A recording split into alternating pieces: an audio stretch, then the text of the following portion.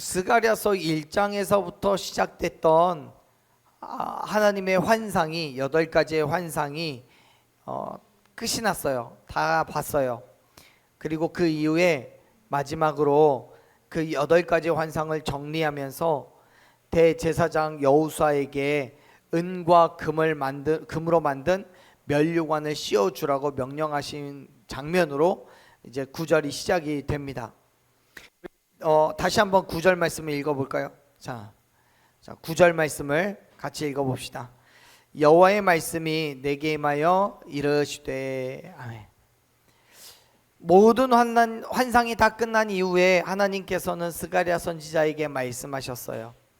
이것은 지금까지 스가랴가 본 환상이 하나님께서 보여주신 것이라는 것과 또 이 모든 환상이 하나님의 주권 아래에서 현실이 될 것이라는 것을 확신을 주는 말씀으로 되어 있어요. 다시 말해서 무슨 말이냐면, 여러분, 하나님이시기 때문에 모든 것이 가능하잖아요. 환상을 보여주신 것도 가능했고요, 그 환상을 이루시는 것도 가능한 것임을 여러분 믿으시길 바랍니다. 어떤 면으로는 인간적으로는 불가능하고 말도 안 되는 것일 수 있어요. 인간의 지식과 경험으로는 있을 수 없는 일을 말씀하셨을 수도 있어요. 하지만 사랑하는 여러분, 그럼에도 불구하고 고린도전서 1장 25절 말씀을 보면 바울이 선언하는 것처럼 하나님의 어리석음이 사람보다 지혜롭고 하나님의 약하심이 사람보다는 강하다는 사실을 여러분 기억하시기 바랍니다. 그렇기 때문에 우리의 지식과 경험으로는 불가능했던 그 하나님의 말씀이 말씀하신 그대로 반드시 성취될 것을 믿음으로 순종하며 나아가는 것이 우리가 살아가야 될 그 믿음의 삶이라는 걸 여러분 기억하시길 바랍니다. 지금도요, 하나님께서 스가랴 선지자에게 그렇게 말씀하셔요. 10절 말씀 읽어보게요. 10절 읽어봅시다.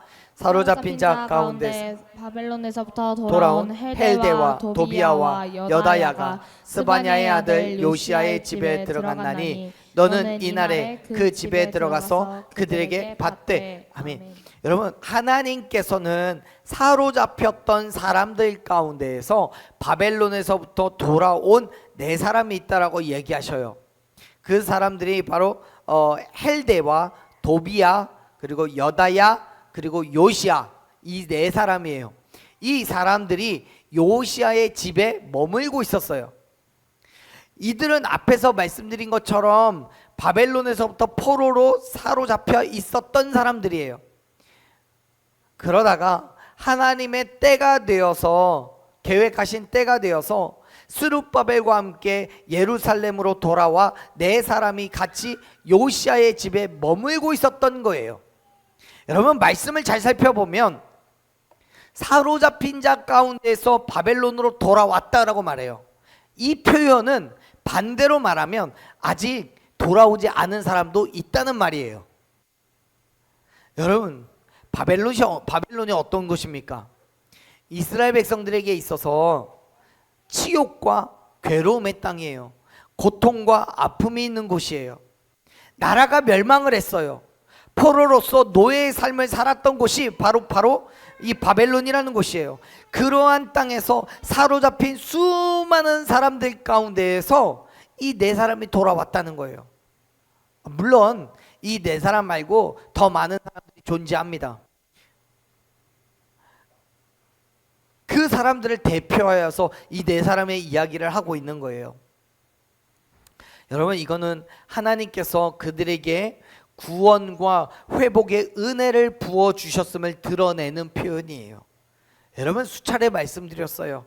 본래 이스라엘 백성들이 왜 바벨론의 포로가 됐습니까?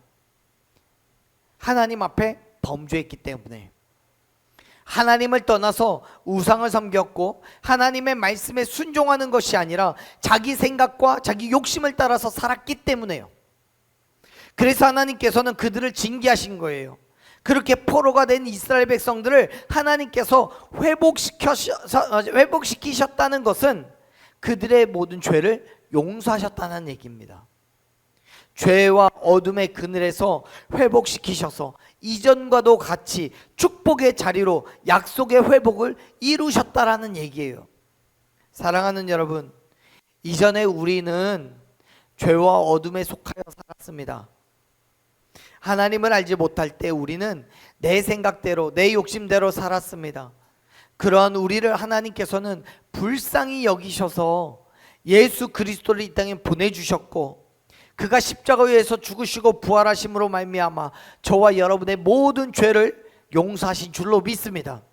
우리에게 구원의 은혜를 부어주신 거예요. 그런데 여러분, 그 모든 일들이 내 뜻이었어요? 내가 하나님께 그렇게 해달라고 간절히 간구했기 때문에 되어진 거예요? 아니에요. 내 계획이 아니었고 내 뜻이 아니었어요. 여러분, 우리가 10절에서 지금 읽어본 것처럼 이 사람들도 자신들의 계획에 따라 그들의 의지로 사로잡혔던 바벨론에서부터 돌아온 게 아니에요. 그 모든 것은 하나님의 강권적인 의지였고 하나님의 뜻이었음을 여러분 믿으시길 바랍니다. 그렇습니다. 저와 여러분 또한 하나님의 계획하심에 따라서 하나님의 뜻대로 구원의 은혜를 받은 줄로 믿습니다. 그렇다면 여러분, 그렇게 구원의 은혜를 사망에서부터 생명으로 옮겨진 우리가 어떤 삶을 살아야 되겠습니까? 어떤 모습으로 어떻게 살아야 하는 겁니까? 솔직히 여러분, 하나님께서 우리에게 어떤 삶의 자리를 허락하실지에 대해서는 누구도 정확하게 알 수가 없어요. 지금 현재 시점에서 미래에 되어질 일을 확신할 수가 없습니다. 하지만 분명한 사실은 이전과도 같지는 않다는 거예요. 같을 수가 없습니다. 예수님을 믿기 전과 예수님을 믿고 난 이후에 우리의 삶은 같을 수가 없습니다. 달라져야 돼요. 여러분, 하나님께서 우리에게 주신 구원과 천국을 향한 소망을 우리가 소유하게 되었는데 어떻게 또다시 죄의 노예로 불의함과 어둠 가운데로 나아갈 수가 있냐는 거예요. 이전과는 달라져야지요. 변화되어야 되지요. 사랑하는 여러분, 그렇다면 지금 우리가 구원받은 자로서 합당한 믿음의 삶을 살아가고 있습니까? 하나님의 말씀에 순종하여서 그의 나라와 그의 의를 위한 삶을 우리가 살아가고 있냐라는 얘기예요. 여러분, 죄의 속박에서부터 자유함을 얻으셨다면 더 이상 세상의 것에 얽매이지 않으시기를 축복합니다. 내 욕심과 내 만족, 내 지식과 내 경험으로 살아가는 것이 아니라 하나님의 뜻, 그의 나라를 위해 그의 의를 드러내는 삶을 결단하는 저와 여러분이 되기를 간절히 축복합니다. 자, 보세요. 10절에서 언급하고 있는 이 네 사람, 헬데, 도비야, 여다야, 요시야, 이 사람이 어땠습니까? 하나님께서는 스가랴 선지자에게 명령하셨어요. 그들에게서 받으라고요. 마지막에 기록되어 있죠. 그들에게서 받되라고요. 근데 여기에서 뭘 받으라고 이야기하는 겁니까? 11절을 보면 그 답이 있는데요. 11절 말씀 한번 읽어볼게요. 11절, 은과 금을 받아 면류관을 만들어 여호사닥의 아들 대제사장 여호수아의 머리에 씌우고. 아멘. 하나님께서 그 네 사람에게, 헬데와 도비야와 여다야와 요시야, 이 네 사람에게 뭘 받으라고 말씀하셨어요? 은과 금을 받으래요. 은과 금. 그걸 받아서 면류관을 만들래요. 사실 여러분, 이 네 사람은 하나님의 성전을 건축하고 제사 제도를 다시 복원하는데 크게 공헌을 한 사람입니다.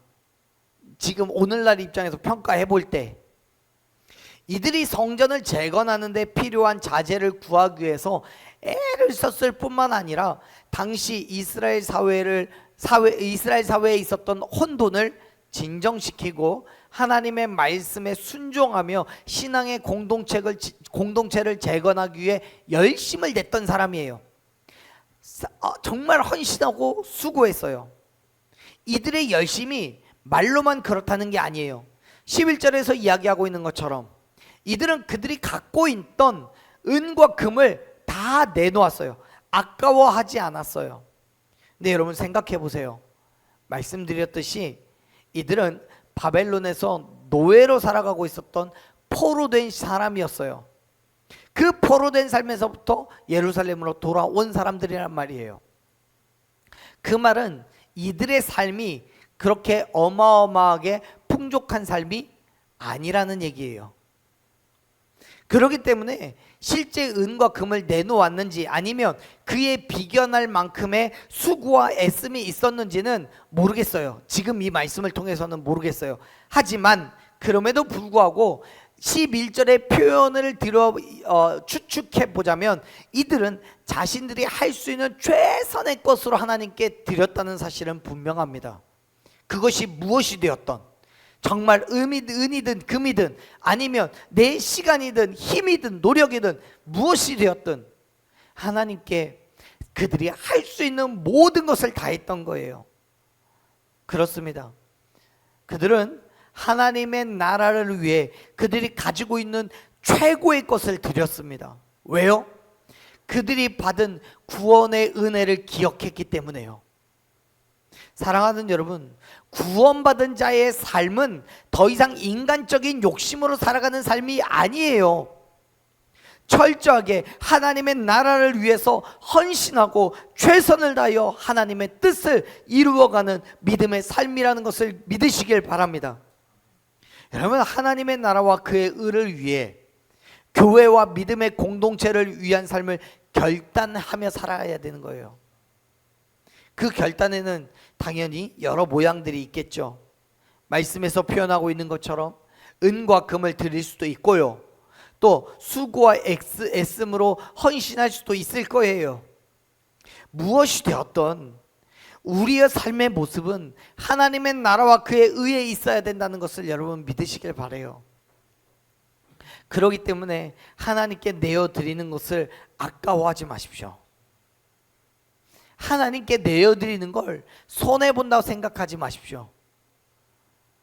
디도서 2장 14절 말씀을 보면요, 바울은 디모데에게 이렇게 이야기합니다. 그가 우리를 대신하여 자신을 주심은 모든 율법에서부터 우리를 속량하시고 우리를 깨끗하게 하셔서 선한 일을 열심히 하는 자기 백성이 되게 하려 하심이라고요. 여러분, 선한 일을 열심히 하는 자기 백성이요. 물론 우리가 아무리 열심히 하더라도요, 하나님의 기준에 결코 최고의 것을 드릴 수는 없어요. 왜요? 하나님 앞에서 우리는 한없이 부족하고 연약하잖아요. 죄가 있는 사람이잖아요. 그러니 우리가 하나님께 드린다는 게 얼마나 크겠어요. 하나님 앞에, 하나님의 보실 때는 그가 얼마나 귀한 거겠어요. 정말 하나님 보실 때는 너무도 초라하고 연약한 것일 수밖에 없어요. 하지만 사랑하는 여러분, 그럼에도 불구하고 우리가 최선을 다할 수는 있잖아요. 작고 연약한 것이라도 최선을 다한 삶, 선한 일을 열심히 하는 삶으로 우리가 살아갈 수 있잖아요. 사랑하는 여러분, 사로잡힌 자 가운데서 돌아온 헬데와 도비야, 여다야와 또 요시아가 그랬던 것처럼 저와 여러분의 삶의 모습 또한 하나님의 나라를 위해, 거룩한 하나님의 뜻을 위해 열심을 내어 살아가는 그 믿음의 삶이 되기를 간절히 축복합니다.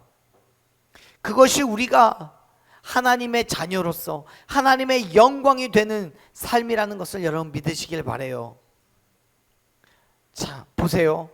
하나님께서는 11절에서 받은 그 은과 금을 가지고 면류관을 만들래요. 그리고 그걸 어떻게 하라고 말씀합니까? 여호수아의 머리에 씌우라고 얘기해요.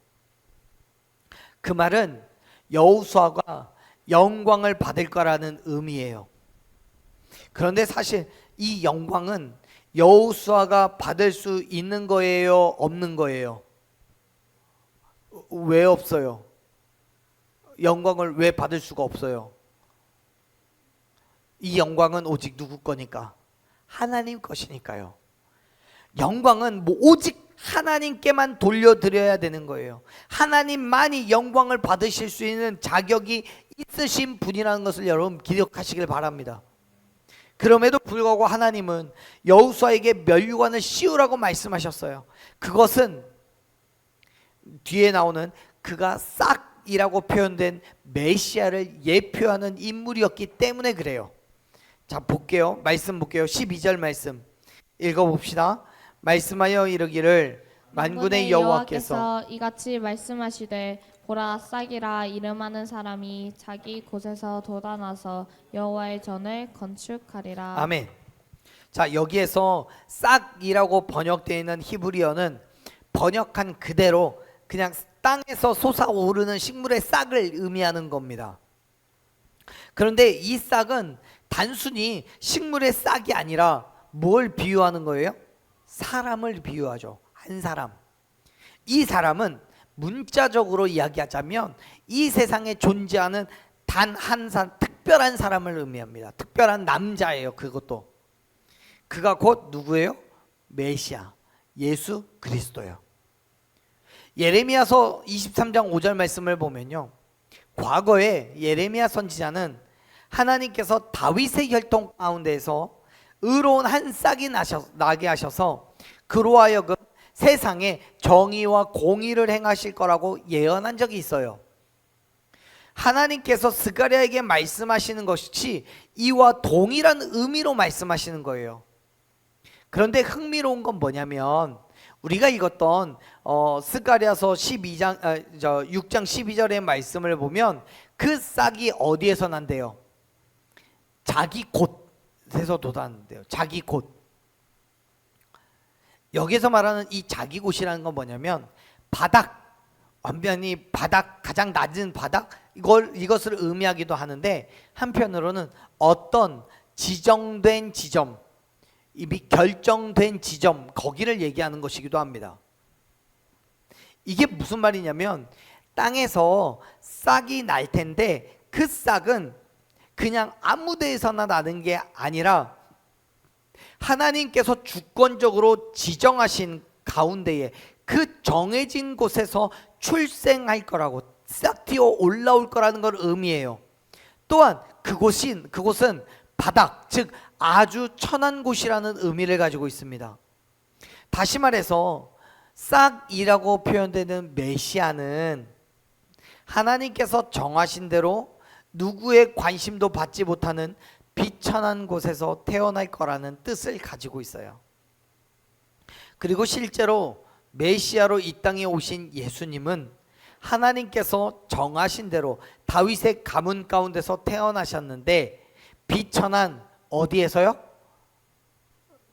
말구유에서, 비천한 말구유에 누이심으로써 이 모든 예언을 성취하셨습니다. 사랑하는 여러분, 이와 같이 여호수아는 예수님을 예표하기 때문에 하나님께서는 그 여호수아에게 면류관을 씌워주라고 하신 거예요. 그런데 여러분, 하나님께서 그에게 면류관을 쓰게 하신 것은 또 다른 이유가 있어요. 그거는 여호수아가 하나님의 성전을 건축하는 데 있어서 헌신을 다했기 때문에 그래요. 12절 마지막에 그렇게 써 있잖아요. 자기 곳에서 돋아나는데 그래서 뭐 한대요? 여호와의 전을 뭐 한대요? 건축한다라고 말해요.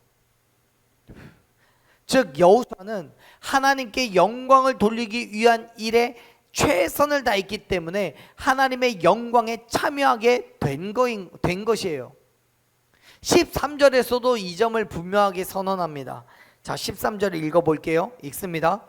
그가 여호와의 전을 건축하고 영광도 얻고 그 자리에 앉아서 다스릴 것이요 또 제사장이 자기 자리에 있으리니 이 둘 사이에 평화의 은혼이 있으리라 하셨다 하고. 아멘. 여러분, 누군가는 그럴 수 있어요. 하나님께 온전한 영광을 돌리는 그 헌신의 자리가 오히려 희생의 자리, 손해의 자리가 되지 않겠느냐고, 그리고 꼭 그 자리에 있어야 되느냐라고 말하기도 할 겁니다. 그런데 여러분, 하나님께서는 그 자리가 어떤 자리라고 얘기합니까? 하나님의 나라를 위한 자리, 그의 의를 위한 헌신의 자리라고 말씀하십니다. 그리고 그 자리에서 헌신하는 자를 절대로 모른 척하지 않으실 거라고 얘기하셨어요. 여러분, 오히려 하나님께서는 그를 높여서 하나님께서 받으실 영광의 면류관을 그에게 주시는 줄로 믿습니다. 그렇게 당신의 영광에 참여하게 하셨음을 여러분 기억하시길 바라요. 자, 보세요. 시편 91편 14절 말씀이요. 시편 91편 14절 말씀 같이 읽읍시다.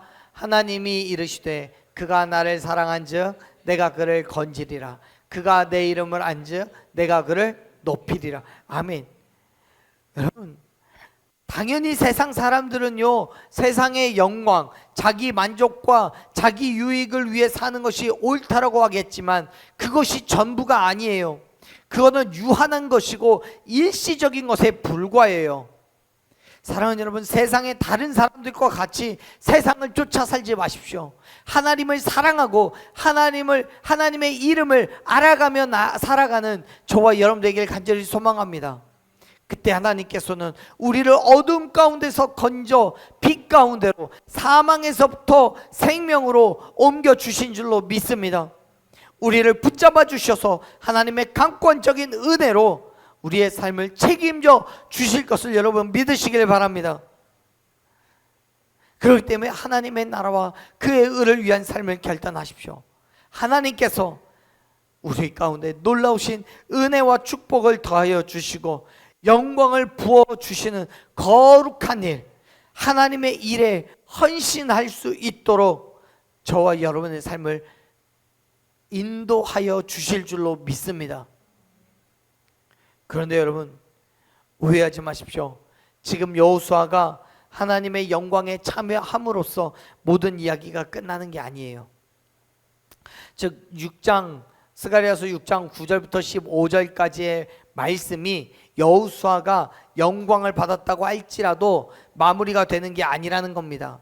13절은 12절에서 선포된 그 싹이라고 불리는 사람이 성전을 건축하고 영광도 얻고 그 자리에 앉아서 다스릴 거라고 말씀했어요. 그런데 그로써 끝나지 않고 하나님께서는 스가랴에게 또 다른 명령을 하셨어요. 이렇게 하십니다. 14절 말씀 같이 읽습니다. 읽을게요. 그 면류관은 헬렘과 도비야와 여다야와 스마냐의 아들 헨을 기념하기 위하여 여호와의 전 안에 두라 하시니라. 아멘.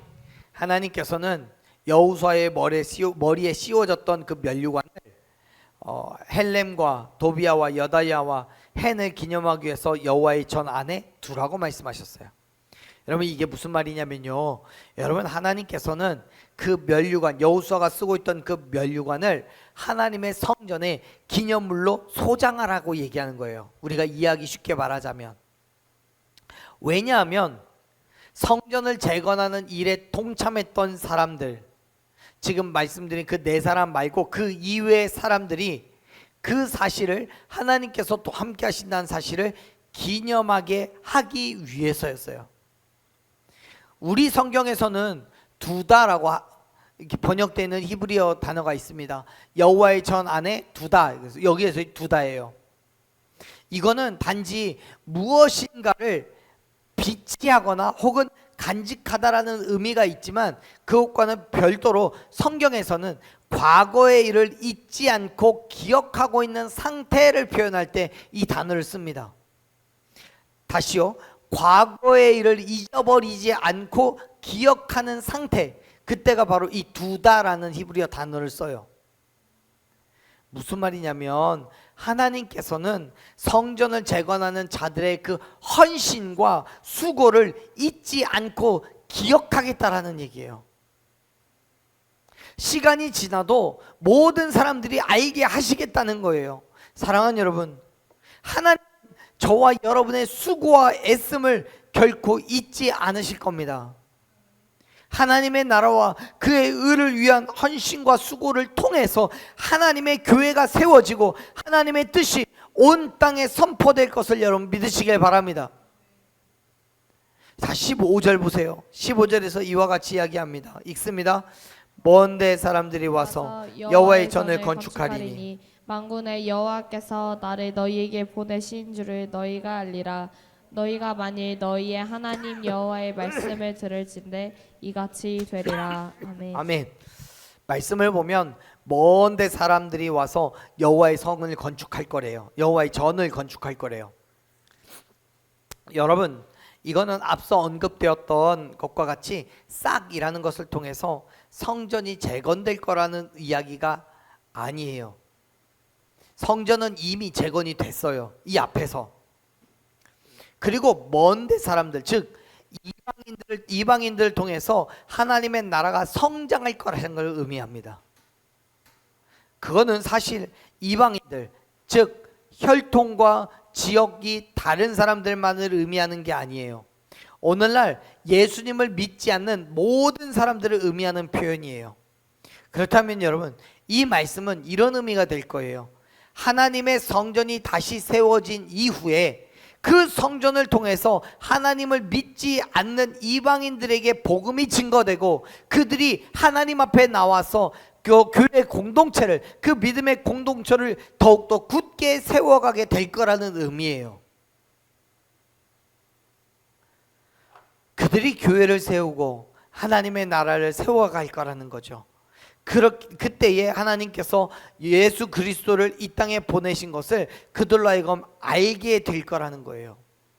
사랑하는 여러분, 하나님께서 저와 여러분을 이곳에 부르셨고 먼저 믿게 하신 것은 저와 여러분을 통해서 예수 그리스도가 이 땅에 오신 이유를 알게 하기 위해서였음을 여러분 믿으시길 바랍니다. 그 일을 위해서 우리가 애쓰고 수고할 때 하나님께서는 분명히 우리의 교회를 회복시키시고 하나님의 영광을 저와 여러분 가운데 낱낱이 드러나게 하실 것을 여러분 믿으시길 바랍니다. 그 모든 일들을 감당하기에 여러분, 우리는 너무도 연약해요. 부족해요. 그러나 사랑하는 여러분, 어차피 여러분 그건 우리가 하는 일이 아니잖아요. 우리는 말씀하신 것, 명령에 최선을 다할 뿐이고 모든 일을 이루어 가시는 분은 하나님이심을 여러분 믿으시길 바랍니다. 우리의 삶을 붙잡으시고 역사하셔서 하나님의 나라와 그의 의를 위한 삶으로 살아가게 하시는 거예요. 그렇기 때문에 15절의 마지막이 기록하고 있는 것과 같이 하나님 여호와의 말씀을 듣고 그 말씀에 순종하며 담대하게 하나님을 위한 그 삶의 자리로 여러분 나아가시기를 바랍니다. 하나님께서 여호수아에게 행하신 것과 같이 저와 여러분의 머리에 면류관을 씌워주시고 하나님의 명령에 참여하게 하실 것입니다. 그러므로 하나님의 말씀을 듣고 여호수아와 같은 헌신과 수고로 나아갈 때, 믿음으로 결단할 때 이 땅에서 예수 그리스도의 복음을 증거하려고 하나님의 나라를 위한 삶으로 그 믿음의 의를 드러내는 삶으로 나아가는 저와 여러분이 되기를 간절히 축원합니다. 아멘.